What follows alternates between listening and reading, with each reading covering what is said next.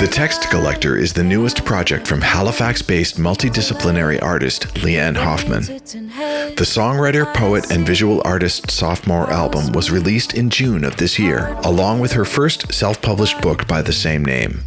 The book contains the 365 poems written over the course of a year that became the songs on The Text Collector. Produced by award-winning producer Aaron Costello and Hoffman herself, the album deconstructs poetry and pop music, rebuilding the pieces into a listening experience even richer than the sum of its parts. With the swirling melodies and glitzed-up production of Top 40, Leanne builds tension between soundscapes primed for pure pleasure and lyrics that address the interconnected relationship between desire and despair. Paired with 4 videos and 8 handmade art pieces, The Text Collector is a multimedia art project representing 365 days of introspection. You can find the album, the book, and the visuals for The Text Collector through her website, leannehoffman.com, and on her Instagram, HMLeanne.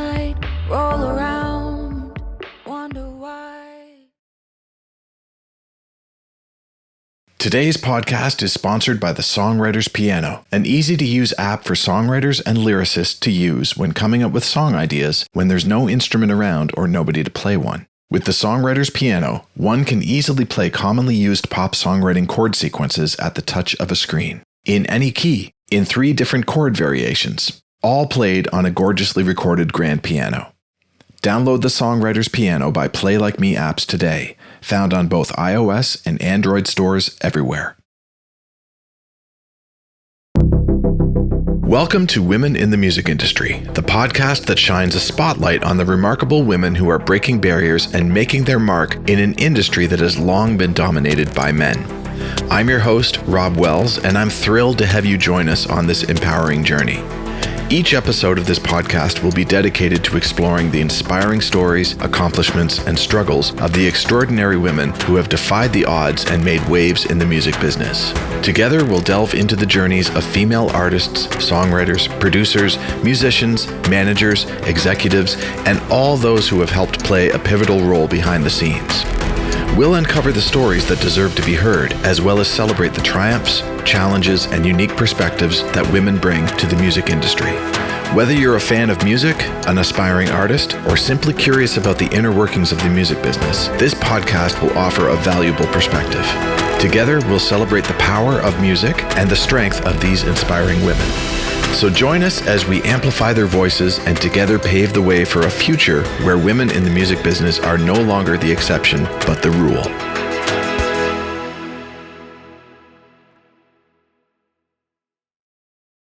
Welcome to another episode of Women in the Music Industry. For those of you who are joining us for the first time, welcome. For those of you who have been here before, welcome back. I have been looking forward to today's podcast for some time, believe me, and it's taken a while to make it happen with this next guest's packed schedule and a slight bout of COVID as well. But the wait has been well worth it, as we have one of the best. This is the one and only, direct from Los Angeles, songwriter to the stars, my dear sweet friend, Kasia Livingston. Yay! Hello, Kasia. Hi. Hi, Rob. Thank you so much. Oh, great to have you here. I'm going to continue reading your bio now. Kasia Livingston is an American songwriter who began writing songs at the age of 10, as most 10-year-olds do, of course, and has gone on to write for many of the world's top artists. And her music has been nominated for Grammy and Soul Train Awards. Incredible. She was discovered by record producer David Foster and went on to work with artists including Britney Spears, Whitney Houston, the Pussycat Dolls, New Kids on the Block, Flo Rida, The Wanted, Jessie J, Big Time Rush, Jordin Sparks, Jessica Simpson, and Toni Braxton. As a songwriter and background vocalist, holy smokes, Kasia joined the Los Angeles College of Music faculty in 2012 as a songwriting instructor. That's incredible. Welcome to this podcast, Kasia Livingston. I'm so honored to have you here. Oh, thank you, Rob. It's my honor to be here. And that was such a lovely introduction. Thank you so much. Oh, your life wrote itself, right there in that bio. You've lived a great life so far, and you've done amazing things. And I can't wait to hear how you got here and how it all came about and what you're up to now and inspirations for the next generation that are coming up. So that's what we're going to be doing over the next hour or so.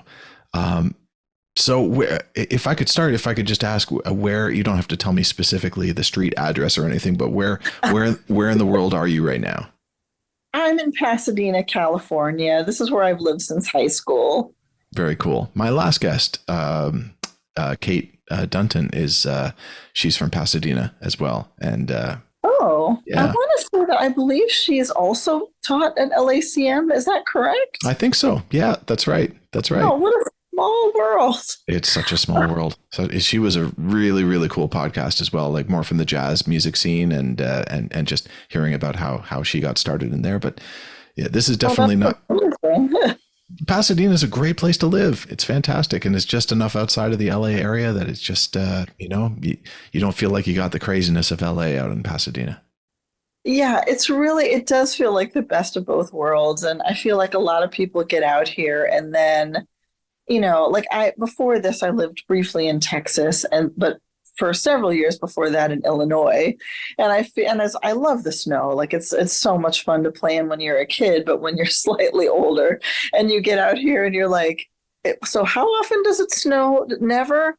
All right, can you just pack up my things and send them out here? I'm going to stay. I'm not going back. So it's very hard to leave Pasadena, and it feels like home base for me now. Yeah, I know. I go to Los Angeles for work, and I so enjoy the weather. I love the lack of humidity, which is quite nice because here you take a shower and you go outside to do something, and you just feel like you need a shower 5 minutes later. It's just so humid.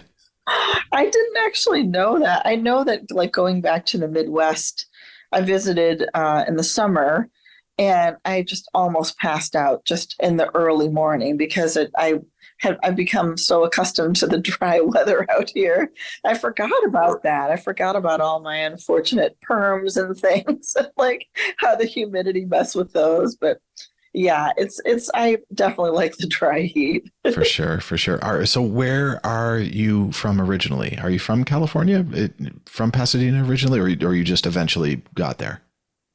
Yeah, I mean, it's so hard. Like when people ask where I'm from, I feel like I don't know a whole lot of other people that feel this way, but I don't really know what to say because I was born in La Jolla, which is right next to San Diego. Mm-hmm. And so my dad was moving through different colleges working in music administration. When he went from, his dad was a music teacher and band director and music arranger and had like a music store and had a dance band. So my dad grew up just, he'd be handed a new instrument and his dad would say, "You're playing this tonight at the gig." And he'd be like in his teens. So, my dad definitely got that spirit and moved through different locations in music administration. So he was working at UCSD and at Palomar College. But then when I was, I don't know, maybe 2, my parents moved to DeKalb, Illinois, so he could work at NIU. I've often thought, like, what would my life have been if I had grown up by the ocean? Like, what would that be? But I am in love with DeKalb, Illinois. It's a town, I think the population's like 40,000. I've brought the kids there a few times because you can do a walking tour of it in like 20 minutes. And like my elementary school was right next to a cornfield. So a lot of that feels like home for me. And most of my mom's side of the family and stepdad, all my 4 parents actually are all from the Midwest. So many reunions happened out there. So that there's something about the Midwest that feels like home. But as more of my family's moved away from there, there's less and less chances to go there. And then my parents divorced when I was maybe a year and a half, I think. And so I spent 7 years with my mom. And then when I changed hands to go and live with my dad so I could kind of get an even amount of time, it was right before he moved to Texas. So I lived there for 3 years. So it was really interesting, like growing up, and it really kind of liked getting a chance to see a little part of a lot of different parts of our country. So how old were you when you had to leave Illinois and go to Texas then? So it actually worked out really nicely because I finished fifth grade and that would have been a transition anyway. So I did sixth through eighth, which is middle school for us in Houston, Texas.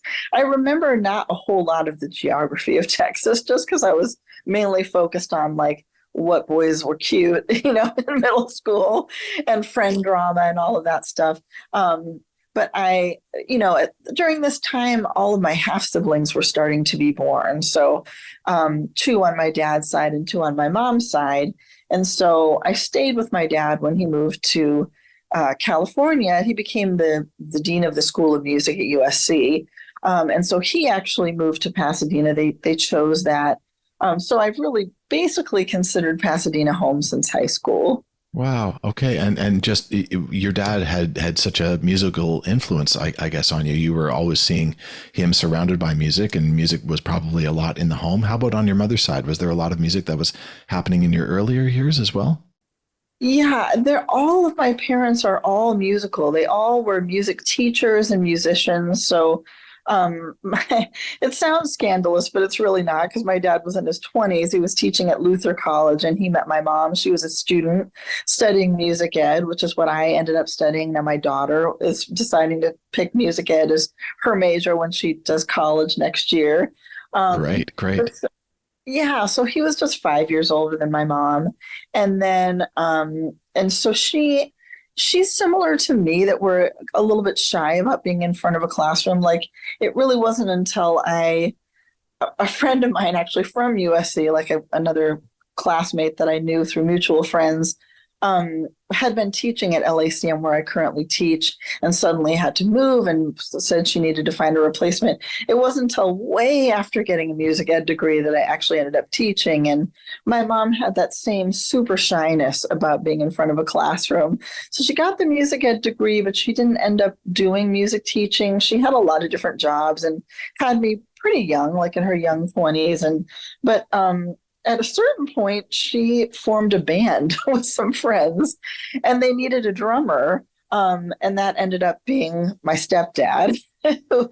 So he had been teaching drums and wanting to play. Eventually, he kind of, neither of the two of them stayed in doing music professionally, although they're great music fans and music was always being played in both households. So, and my stepmom was a music student and then a music teacher. So it's really, it's so in our blood and in our surroundings too. Yeah. Oh, yeah. No, that's a great environment to grow up in. If music is your thing, to have everybody that you're looking up to also doing music in various different forms, playing in bands or working at schools, and just seeing that it's a possible career choice to be involved in music. And so sorry, you were going to say. Oh no, it's definitely something that I encounter like with music students that are, wanting to get into the music industry.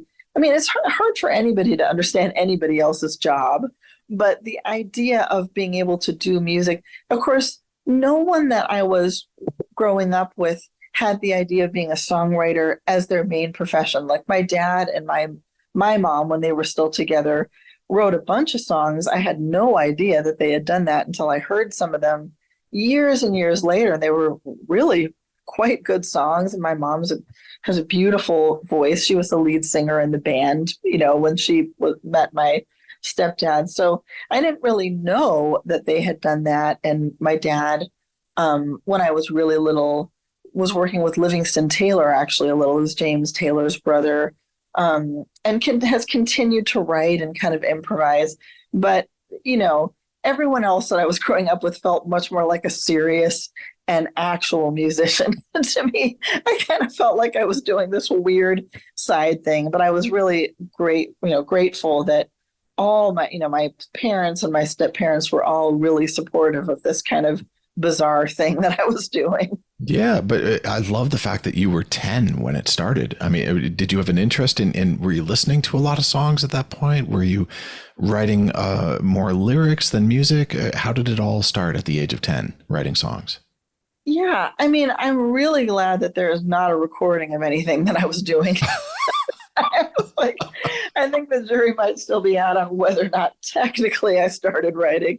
But well, I didn't really have much patience for trying to learn to read music and for practicing for piano lessons, but I was extremely interested in trying to play by ear.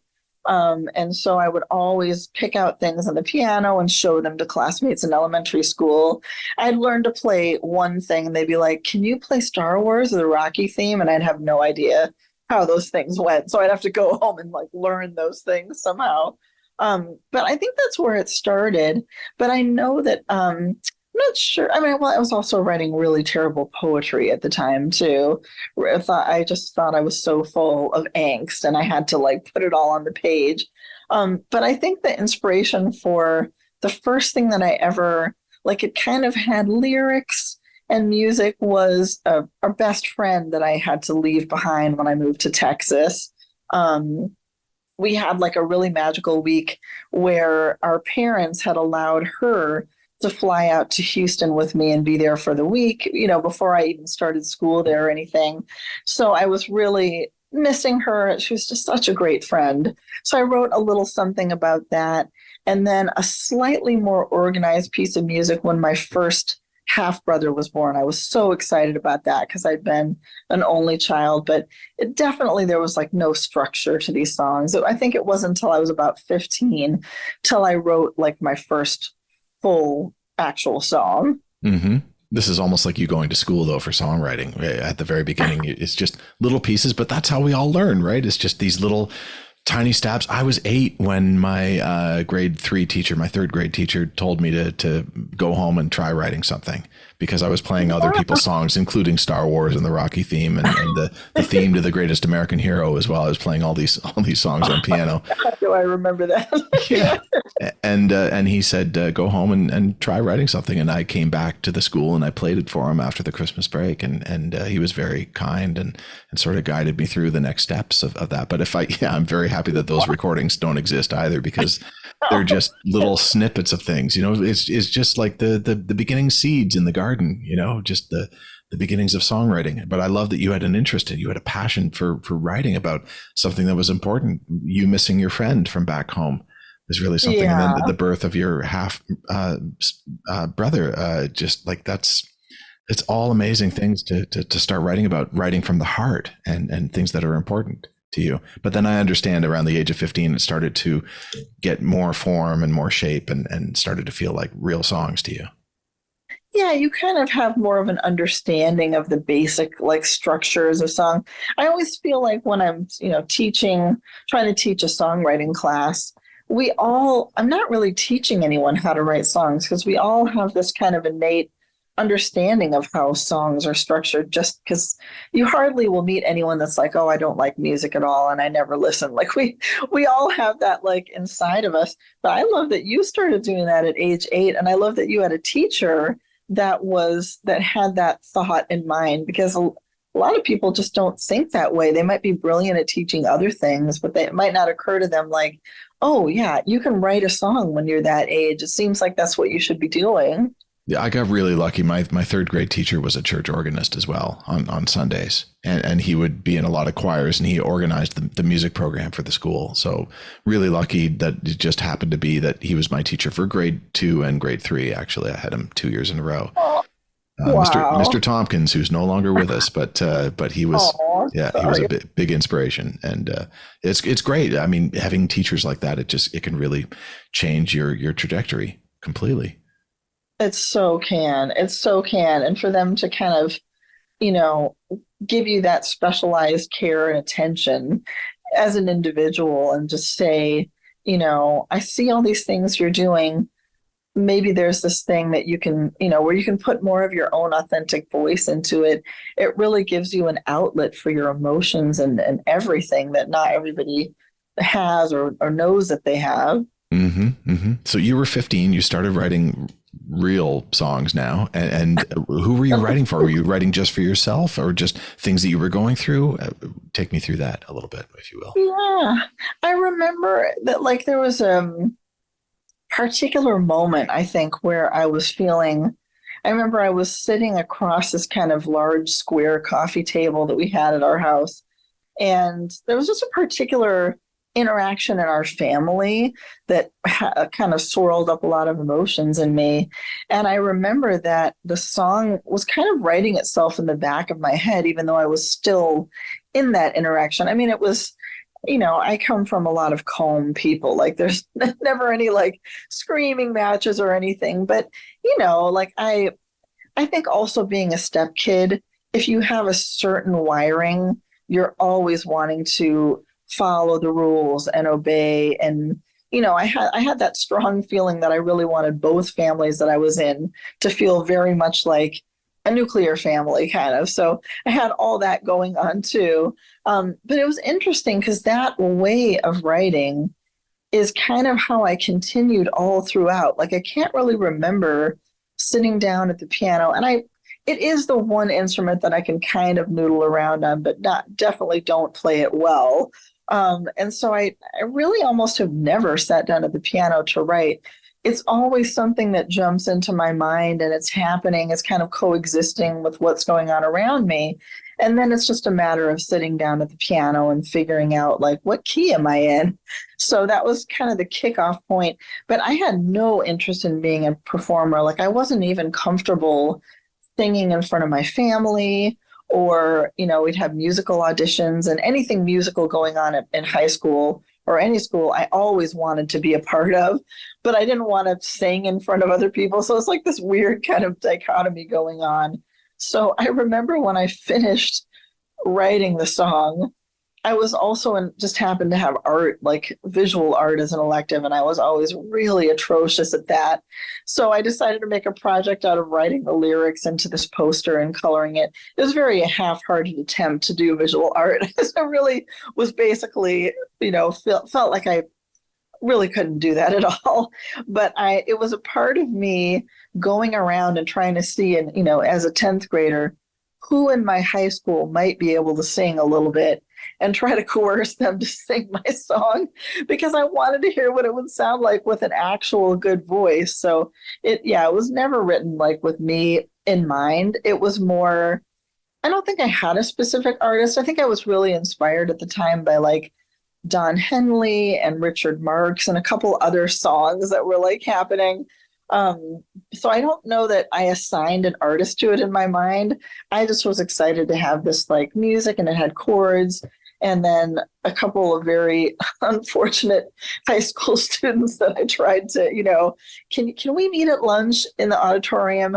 I'll sit at the piano. Can you learn the song? And that it never really came to fruition. But it was interesting that already that was the plan for me. It was like, I want to write these songs, but I want someone else to be the actual voice of the song. Mm-hmm. Boy, I struck it really lucky. In my last year of high school, my parents decided to move to Toronto. And I ended up going to a school of the performing arts for 1 year, my last year of high school. And I was just like you. I was writing songs, and of course I'm not a great singer, and I would always want other people to sing these songs. And then suddenly I'm at a school where there's 50,000 amazing singers, and they had a little studio in there as well, and I could just go and I could ask, I could pick and choose who I wanted to come and sing these songs, and it was fantastic. But before that, I remember the frustration of just trying to find somebody to sing these songs, all these thoughts that I had in my head, and no way to get it down and make it sound any good. Oh, I'm so jealous so that you ended up going to the performing arts school. It was pretty wild. Like a treasure trove of vocalists for you to choose from. You're like, I'm holding auditions for doing a vocal on my song. And yet I was the only songwriter that was there, or at least I, as far as I know, everyone else there was wanting to be on stage and performing. Whereas I really wanted to songwrite. I wanted to create content. I wanted to have songs out there. So, it took a long time for me to find other songwriters to start working with. So you were you in the same boat? Were you like the only songwriter that was around in your school? Was there a songwriting club that you joined at all? Really none of that. Yeah. I mean, as far as I know, I feel like a lot of times you have a lot of students like enrolling in musical activities at the school, but there will be these hidden gems of people that are like secretly writing. So I feel like there were only about, I think 96 or 97 students in in each high school each year of my school, being in high school. So it's, just statistically a little bit of a less chance of finding someone. But yeah, it seemed to be such a rare thing that like even the people that I was trying to kind of convince to try out my songs, it's almost like the concept of somebody having a song that they had written that wasn't out there yet was also bizarre to them. Like they just wouldn't, like what you're saying, you have a song but nobody's written it. It was very confusing to them. But I think in a way, given my own like insecurities and self-consciousness, it probably was good for me that there wasn't this feeling that like everybody else was doing that too. Because I think I probably would have doubted myself a lot more if that, if that had been going on. Mm-hmm. Versus a lot of other people really thrive when they find that community, because it's like, oh, I've got a sounding board. I can play these things for other people. They're kindred spirits. And I do love now that the community and feeling like I have kindred spirits. But during the sort of formulation of this plan of wanting to be a songwriter, it was probably good that I was an island. And also I was doing another really bizarre thing, which is that I think in 1982, my dad gave me a boombox, and it was probably, my dad and stepmom did, one of the most useful tools. And then we had another like recording, like a cassette tape that could play and also record. So I would get, and I think I started this maybe as early as like 6th or 7th grade, I'd get blank cassettes and I would have one at the ready and I'd listen to the radio. And then when a song would come on that I really loved harmonizing with, I would start recording on the blank cassette, me stacking up the first part of harmony along with the radio.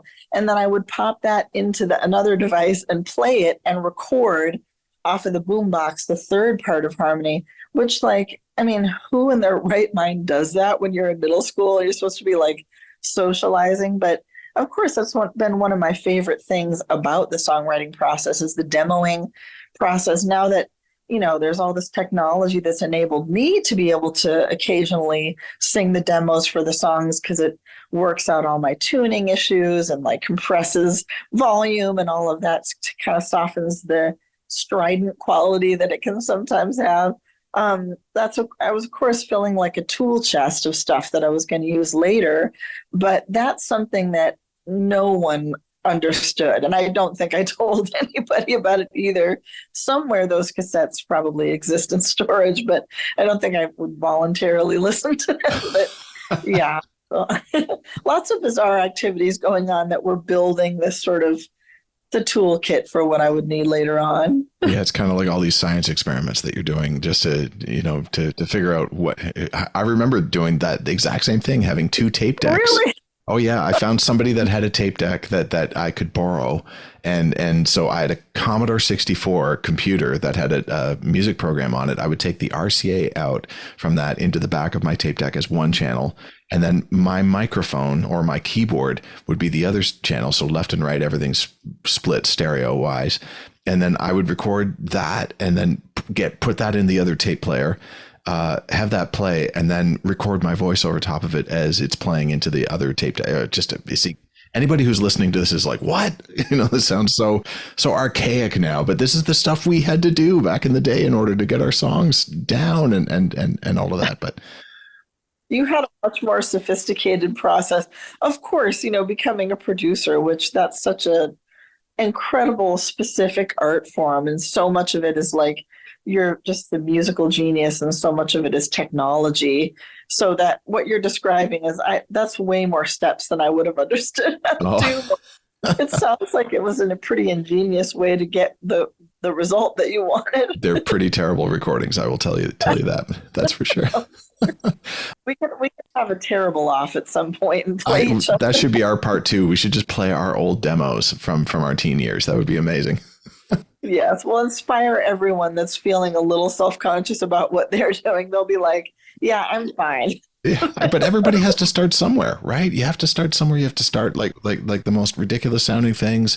And then out of that, you start to find, okay, well, I learned a lesson from that. Now I'm going to move forward and next time's going to be a little bit better and a little bit better and a little bit better. And before you know it, you're on your way. So true. I don't know if this skips too far ahead, but how did the whole David Foster meeting happen? How did he discover you? Can you take me through that, please? Yeah. Well, as I mentioned, all my parents were so supportive. As my siblings got older, they were so supportive of these like weird songs I was writing. And, my dad happened to, through his work at USC, a big part of what he would be doing is meeting with industry people for, just kind of building roads between the school and the industry. He's a conductor, and he's so brilliant about all kinds of orchestral music, that you could have as your repertoire for conducting. But he also loves pop music and jazz music, and introduced me to so many interesting, bands and artists that I've listened to. So he's always been interested in the industry. And my he's the opposite of me in several ways, one of which is that he's super fashionable.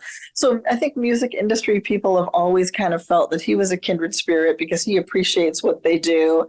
And he might show up with a pair of like bright green shoes somewhere that like a producer or a record label executive is like, I need to get those. So he forged a lot of these relationships just, based on things in common. Became really close to David, to Quincy Jones. Like sometimes I'll just be at my parents' house and, oh, Quincy's on the phone. Like it's just just mind boggling. Wow. But yeah, so he had these connections. He brought me to play for like Herb Alpert and a couple other really interesting, iconic music industry figures as I was, going like through high school and like early college. And then I almost signed a record deal with an incredible writer, producer, vocalist, but it kind of fell through due to my lawyer was kind of being a little bit maybe appropriately aggressive in the situation. He had some life stuff that was happening. And so on the possible radar was always going to David Foster, but I had been to a couple. This was, sorry to interrupt, but this was for you as an artist or as a songwriter? As a songwriter only. As a song. Yeah. Oh, okay. Well, I think my dad noticed, like, I got the music ed degree. I wasn't necessarily teaching it. I was too shy to do that. I was kind of doing a lot of odd jobs here and there. I was nannying, which I loved to do. But he kept saying to me, I think you really love songwriting. I think maybe that's the thing you want to do.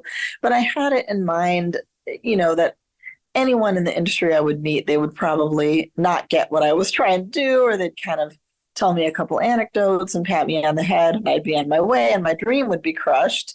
But finally, my dad convinced me to have him take me to go play for David. And I don't know, I think I was kind of in that, like, resigned to it's going to go terribly. And we drove out to Malibu and we get on this property that's so sprawling and large. I don't even know where I was when we got in there. Like, we were in an office of his that had just all of these Grammys.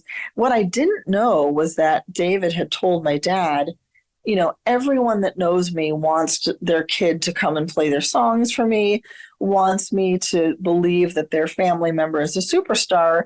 And then they end up being mad at me when I don't sign them. So he told my dad, if your daughter sucks, I'm going to tell you and her. I'm going to tell you right then and there. So this was the deal with the devil that I did not know my dad had signed. And I'm like the most self-conscious person. So we get to his property. We're talking with him in his office. He's being very kind, but straightforward. And eventually he's like, okay, come into my music room. And this was probably music room number 32, or, there's an enormous piano.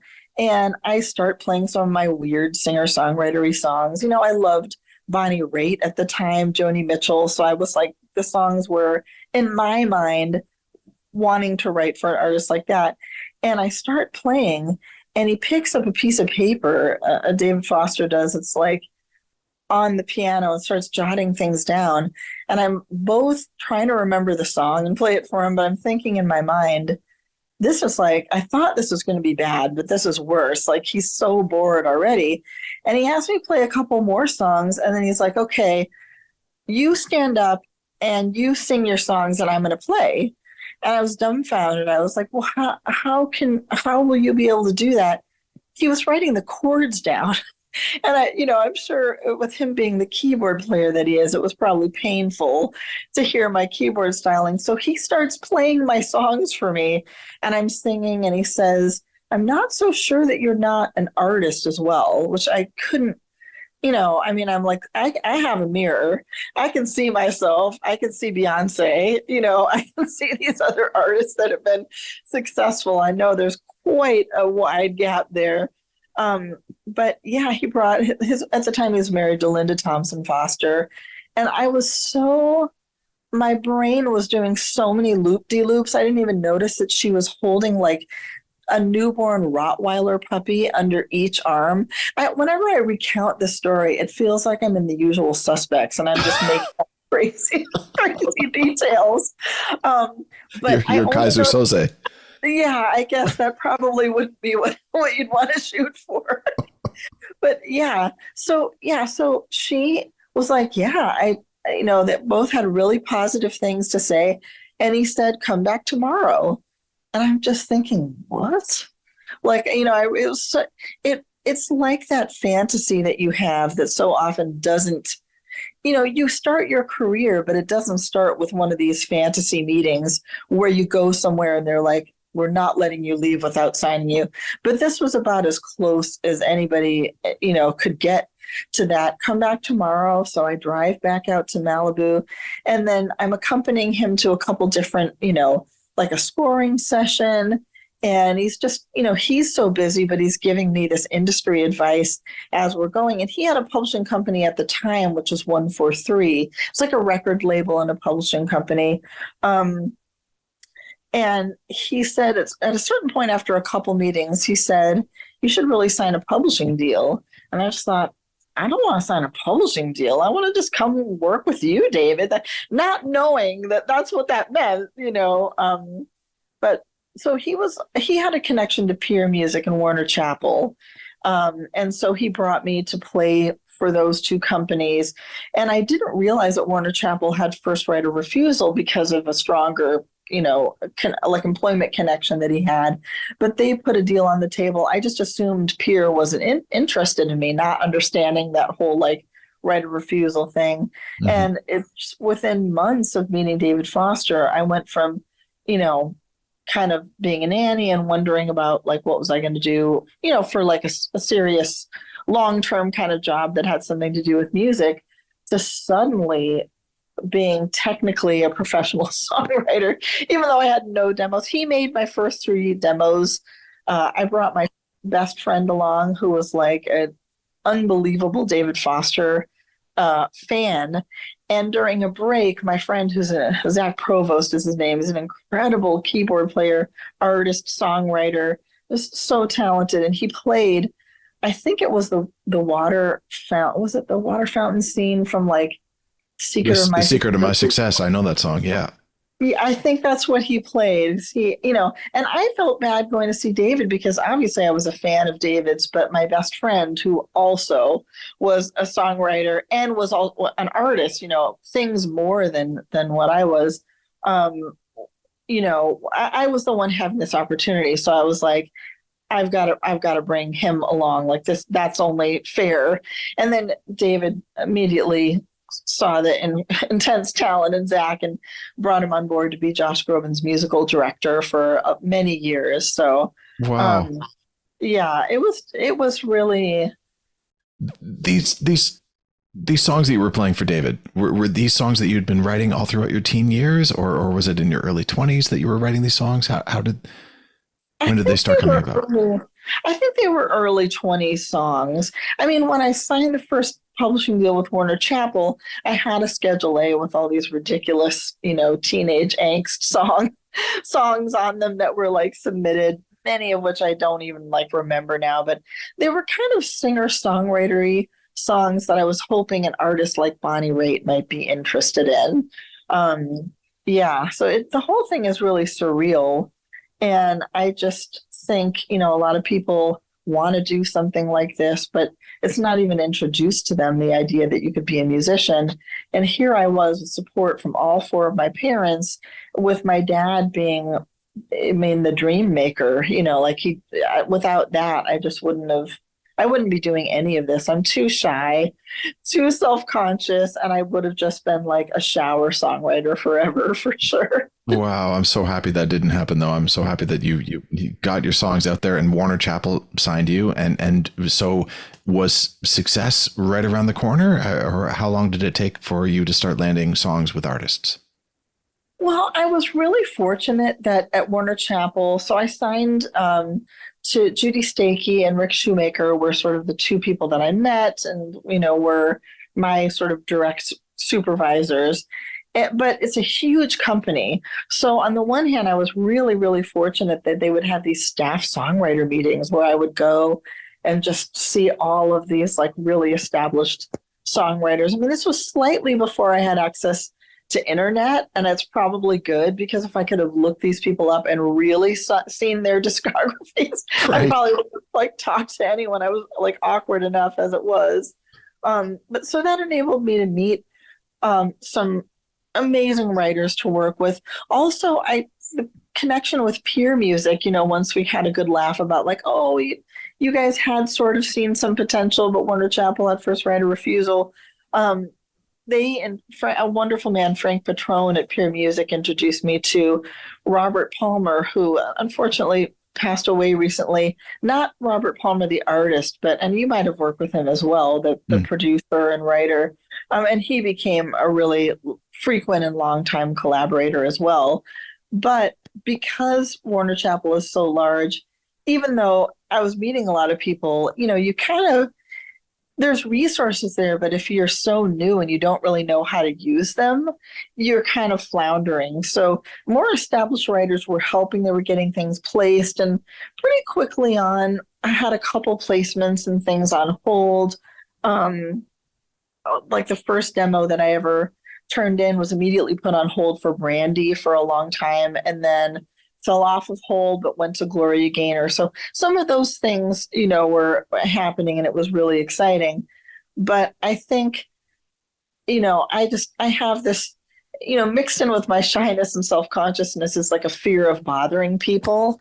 And, I mean, I've met a lot of really wonderful people, really wonderful, humble people in the industry, but there is this sort of like healthy amount of hyping that people, and self-promoting that they do. And I've never been good at that. So when I hear that, I'm always like, oh, they have so many cool things going on, I'm going to mess it up, so, or like, I won't hound people to try to get in with them. Now, if I have a friend or a student or anyone that I know that wants to get in with someone, I turn into like a serious hound dog. I'm just like, will do anything to try to make that happen, but I'm really terrible. I feel like if I really make that happen and kind of twist someone's arm, that's going to be one of many days when I show up with no viable musical ideas. So I was never really very good at networking, but fortunately people, I think they're used to shy and self-conscious people, and they don't feel like, oh, they've got nothing to say because they're being kind of quiet. So, people eventually started to kind of build a network of people that knew me and wanted to get together and write. But the real, like having some hit songs and things, that didn't actually happen until quite a few years later. But boy, did it ever. I am such a fan of your songs. Could you tell me the story about the Pussycat Dolls experience? I'm sorry if you've said that a million times already, but I'd love to hear it myself. Yeah, I mean, we are a smaller community of people that are interested in like, how did this or that thing happen? I don't know what I thought about the backstories of songs when I was, before I got into the actual industry. I think I thought artists sort of wrote their songs, but then I knew I wanted to do that too. So yeah, it's a curious process. Well, so I was working with Franny Goldie and Matthew Gerard, and we had gotten a song on this group called Eden's Crush that was from one of the first new sort of reality TV building a musical act. I remember as a kid there was like Star Search and these other, I think kind of talent type of shows, but this was sort of like a a revisiting of that kind of process. So we had a song on that record, and through that had met Nicole Scherzinger. So she was one of the artists on that. But my co-writer, Franny Goldie, she really is a great example of how to be creative in so many ways and at all times, very just musically creative, but also business savvy. So she would always stay in touch with, her industry contracts, find out, what was going on, what projects. And she found out about this new group, Pussycat Dolls, and was interested in getting a song on the record, but it was really late in the game. So we had this co-writing session. I had been working with Franny and with Robert Palmer separately and really wanted to get them together, but scheduling things, it just seemed to be impossible. And then finally we got together. We wrote a really terrible, like pop rock kind of song over many sessions. And then when we had kind of like just given up and like, okay, let's put the nail in the coffin of this song, that's when Robert picked up his guitar and that song started to just happen late at night when we were exhausted. I've always had a habit of working on things separately. So I kind of took the guitar progression, went home and was kind of working on it independently and, played what I had for Robert and Franny eventually. And we finished it and got it demoed. And she raced it over to Ron Fair, who was working on the Pussycat Dolls record. And we already had met with people that had songs on the record and we're talking about how it was pretty much done. And I was hearing those songs and just thinking like, oh, those songs are like, I can't compete with that. That's too strong. And then somehow that song just really struck a chord with Ron. He ended up being like the official producer of it, although a lot of the elements that Robert Palmer had come up with stayed on the final. And it was like it was another one of those surreal moments where they were like, stop the presses. We're redoing the album. We're putting this on it very, very last minute. So it was another one of those kind of magical things that got the song into the right ears. And it really just changed so much of my life, I know, from that point going forward. I mean, just to get the song on the record is pretty incredible at the last minute that it just stopped the presses. Let's get this thing on there. And then were you told at a certain point this is going to be a single for the Pussycat Dolls? I feel like I'm always so focused on like the next thing that I want to be writing about, and just a little bit or a lot daunted by the industry. So co-writers, people who are other people involved in a record, not necessarily involved in the song that I might have that's going on the record, sometimes will know a lot more about it than me.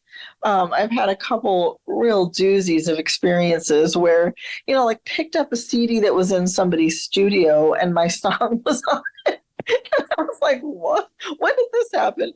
So I'm definitely not a good role model for how to manage the business side of your career. But I'm not sure if I remember exactly how that knowledge, like if we found out and like suddenly, I know that there were some additional sort of agreements that we had to make. And I think that was probably, on account of the record becoming a single, like signing off on some certain things.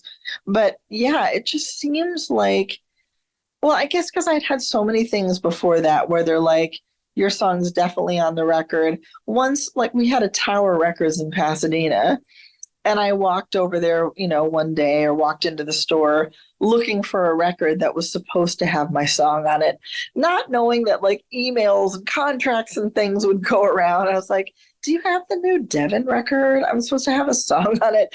Just so naive. Like, of course I would have official info before that happened. But because there are so many things like that, and like your song's on hold with TLC for like 2 years, it doesn't really seem real until it's really happening, like you're hearing it on the radio. So I remember driving and somebody mentioning like Pussycat Dolls' new single, and I was like, that's not going to be us, even though by that time I had been told that it would be. And then it played and I was like, am I hearing this right? And then it just was crazy. I'd run an errand, I'd drive to run an errand and be on the radio. I'd shop for, baby nursery furniture because I was pregnant at the time. And I would come out of the store and it would be on the radio again. But, as you know, when you're preparing to have a child, that becomes first and foremost. So I wasn't networking. I wasn't doing a lot of, stuff that would kind of really let me know how the song was doing because I was kind of focused on that. But yeah, sorry, that was a very long answer for your question of when did you know it was going to be a single? Perfect. That was great. I wouldn't have had it any other way. That's amazing. Thanks, Rob. There's so many other artists that I want to ask you about. Like you've written so many songs for Britney Spears as well. Did that happen after the Pussycat Dolls? Like, did your world completely change from, was that a real dividing line between, what happened before and what happened after? It definitely changed a lot, but when that happened, I had been dropped from Warner Chappell. They had a big changeover. They had to let go a lot of writers who, had like a negative balance with their advances and other things like that. So I didn't really have a publisher who was looking after things at the time. So that was crazy. Like that had to be worked out. This was after the Pussycat Dolls hit that you got dropped? Before. It was just before, actually. Wow. Yeah. So I had that happening, but I think because I wasn't on a publisher who was just suddenly ramping everything up and getting me into every room based on that success, it still was, I'm still not a household name at all, but I definitely didn't have like the network that I eventually would get just by, so when I signed, and at Warner Chappell, I have such fond feelings for, they signed this person who I could have been recording my songs. I wasn't. I was just playing them on the piano, gave me an advance to live on, like got everything started for me. Like I have so much gratitude for them. But I later ended up signing to Art House and then was signed to them. That's Kara DioGuardi and Stephen Finford. Yeah. And so, and then through that signing, there's been like a Bug partnership. There's been a BMG rights partnership. So they've had like a couple different affiliations that I've been signed through, but they, possibly because Kara is a songwriter, they like really pushed themselves to create, and they were a smaller, more boutique company at the start. So they had schedules for us and they had people really working on making sessions happening all the time, which I had been doing sessions, but kind of with the same group. And Art House which I loved, but Art House was really focused on really branching out and getting me out there. And so it was through that activity and their, like the intention that they put into their signees' careers that I really started building a bigger network in the industry and started like, then I'd go places and I'd see a lot of people that I knew and started feeling like I was kind of more a part of the community. So that's really when that started happening. And obviously a lot of great opportunities come out of things like that. Incredible. Just looking through the amount of names of big, massive artists that you've worked with, it's incredible. We could spend an hour on each artist. Whitney Houston, for crying out loud, Britney Spears, New Kids on the Block, Flo Rida, The Wanted, Jessie J, Big Time Rush, Toni Braxton, Jessica Simpson. It's amazing. It's so impressive. And I love the fact that you are such an easy person to hang with. I remember when we were hooked up to work together in Los Angeles many moons ago, but I just remember reading about you, and this is the writer of Stick With You by the Pussycat Dolls. And I thought, okay, well, there's going to be ego coming in here or, big attitude or anything like that. And you couldn't have been like the more sweet person, that you're just so kind and so humble and just really make everybody feel great when they hang out with you. And that's what I think makes you so special. The fact that you're a fantastic human being that works really hard, that loves what you do, and look at all the success that you've had and are having and going to continue to have as the years go on. It's great. Oh, thank you, Rob. I definitely felt the same about you. It was such a fun hang. And I just remember like laughing more than maybe any other sessions. Like it was so zany and silly, which is like,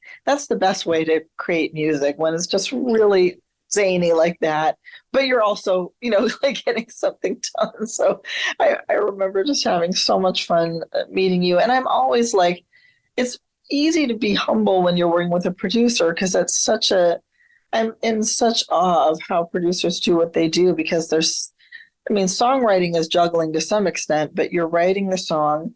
You've already maybe created an instrumental. You're thinking about how you're going to do that later. You're going to work on the vocals. Like there's so many facets to that are not necessarily a part of songwriting. So whenever I'm with a producer, I'm immediately aware of the many skill sets and talents that they have that I don't even understand, let alone know how to do. So it's easy to kind of feel humble in the face of something like that. Oh, we feel the same way about, top liners and people that can come in and just hear an artist say, I'm going through this right now. And then 20 minutes later, you have like the most incredible top line lyric and melody ready to rock. And that to me is absolute witchcraft. It's so magical to see something like that happen. And I don't know where that comes from. But that's how it's great where different minded people can come together and basically attack all the different angles of the song in order to get it done. So it's really, really good. Be magical all around. Yeah, magic all around. I don't want to take up too much of your time, Kasia, but I'm wondering if we could end this off by, you're such an inspiration. There's a lot of people around the world that would love to know any advice that you have for anybody that's thinking about getting in to be the next Kasia Livingston. Hopefully they should aspire to greater heights than being the next guy. No, that's very sweet of you to say. You're amazing. You're too humble.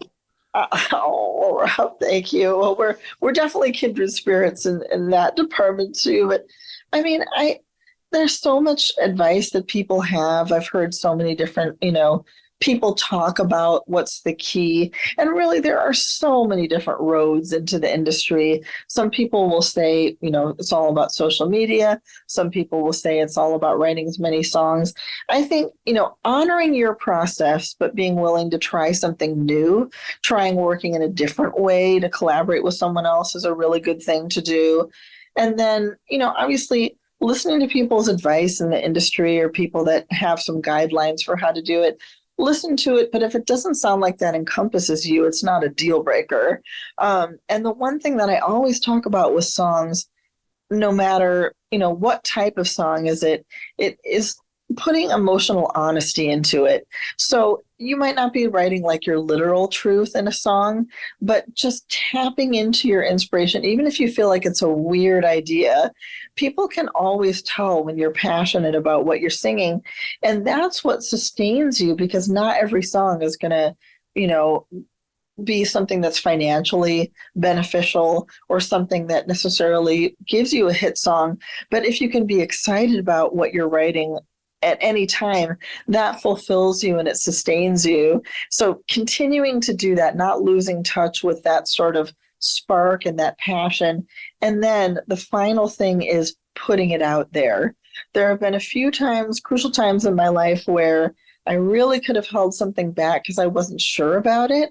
And obviously it's good to have sounding boards, but I just made that one step out on the branch, to show the song to someone, and it changed my life.